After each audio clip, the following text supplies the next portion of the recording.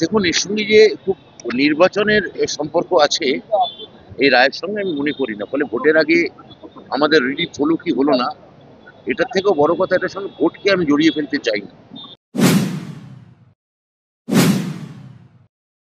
যে ভোট, তারা media perception থেকে, মিডিয়ার কাছে কেউ কেউ হিরো হওয়ার জন্য,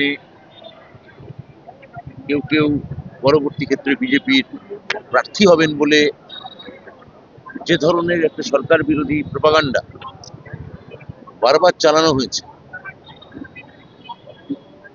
এই রায় স্পষ্টতই তার বিরুদ্ধে যাচ্ছে। আমি মাননীয় মুখ্যমন্ত্রী শ্রীমতী মমতা বন্দ্যোপাধ্যায়কে কৃতজ্ঞতা জানাবো। তিনি আগাগোড়া এই যোগ্য চাকরিহারাদের পাশে ছিলেন, এবং আমরাও যেটা বলেছি যে আমরা যোগ্যদের পাশে সবসময় আছি। আমি আমার দলের সাধারণ সম্পাদক শ্রী অভিষেক বন্দ্যোপাধ্যায়কে ধন্যবাদ জানাবো। এই লড়াইয়ে তিনি আমার শিক্ষকদের পাশে সবসময় থেকেছেন, এবং শিক্ষকদের আমি এই বার্তাই দিতে চাই, মুখ্যমন্ত্রী যেটা বলেছিলেন, আপনাদের পাশে তিনি আছেন।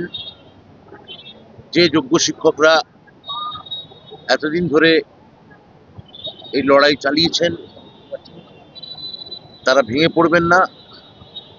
আজকে প্রমাণিত হয়েছে সত্যমেব জয়তে, সত্যেরই জয় হয়।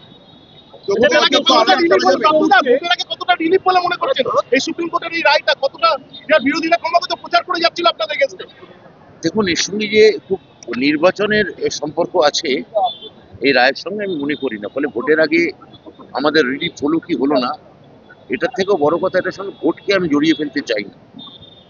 এটা একটা আইনি প্রসেস, আমি শেষ করি। এটা একটা আইনি প্রসেস, এবং আইনি প্রসেসে আমরা খুব কনফিডেন্ট ছিলাম যে সারা ভারতবর্ষ জুড়েই যে কোনো কোনো আঞ্চলিক কোর্ট, কেউ বিজেপির ক্যান্ডিডেট হওয়ার জন্যে, কেউ যাতে সুপ্রিম কোর্টে পরবর্তী ক্ষেত্রে যেতে পারেন, এইভাবে যে বিজেপি বিরোধী সরকারগুলোকে কেউ কেউ হেকেল করতে চাইছেন বা সেখানে সেই জায়গায় সামিল হতে চাইছেন, আজকে সুপ্রিম কোর্ট প্রমাণ করে দিয়েছে যে ভারতবর্ষের যে বিচারের বাণী নীরবে নিভৃতে কাঁদে না, বিচারের বাণী সজোরে সোচ্চারে নিপীড়িতর পাশে দাঁড়ায়। একটা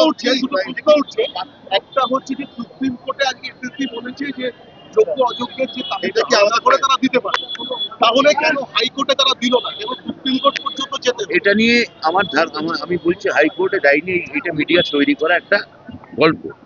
আগামীকাল এসএসসি এটা নিয়ে একটা প্রেস কনফারেন্স করবে, এবং সেখানে মিডিয়া এসএসসিকেও বারবার ডিস্টর্ট করা হয়েছে, এসএসসির কথা টুইস্ট করা হয়েছে, এসএসসিকে খাস্তা করার চেষ্টা করা হয়েছে। একবারও ভেবে দেখা হয়নি যে এসএসসির যিনি বর্তমান চেয়ারম্যান, তিনি ওই সময় ছিলেনই না। ফলে তার কাউকে লুকোনোর কোনো দায় নেই, কিচ্ছু দায় নেই, এবং তার থেকে ওপরের থেকে কোনো নির্দেশও ছিল না। এবং এই ধরনের কোনো পরস্পর বিরোধী কথা এসএসসি বলেছে বলে আমি মনে করি না। এসএসসি কি বলেছে বা কি বলতে পারে সেটা এসএসসি আগামীকাল আবার এক দফা বলবে। কিন্তু আমার ধারণা মিডিয়ার একাংশ, যেমন এসএসসির চেয়ারম্যান, টুইস্ট করা, তাকে বিকৃত করা, কথাগুলোকে অন্যভাবে নিয়ে যাওয়া, সরকারকে ছোট করার যে খেলা, আজকে সুপ্রিম কোর্ট জানিয়ে দেওয়ার পরেও এটা কিন্তু আমাদের রাজ্যে এই খেলা অব্যাহত থাকবে। বলছে দুর্নীতি একটা হয়েছে, তাহলে দুর্নীতিটা যে হলো এর দায়টা কার?